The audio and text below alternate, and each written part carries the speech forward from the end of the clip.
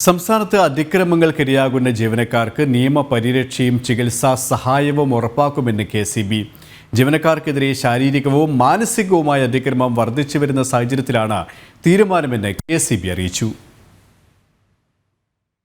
സംസ്ഥാനത്ത് കെ.സി.ബി. ജീവനക്കാർക്കെതിരെ വ്യാപക പരാതികളാണ് ഉയരുന്നത്. അതോടൊപ്പം തിരിച്ച് പലയിടങ്ങളിലും ജീവനക്കാരെ നാട്ടുകാർ തടഞ്ഞുവെക്കുന്നതും അതിക്രമിക്കുന്ന വാർത്തകളും പുറത്തു വരാറുണ്ട്. ഈ സാഹചര്യത്തിലാണ് അതിക്രമങ്ങൾക്കിരയാകുന്ന ജീവനക്കാർക്ക് നിയമപരിരക്ഷയും ചികിത്സാ സഹായവും ഉറപ്പാക്കാനുള്ള കെ.എസ്.ഇ.ബിയുടെ തീരുമാനം.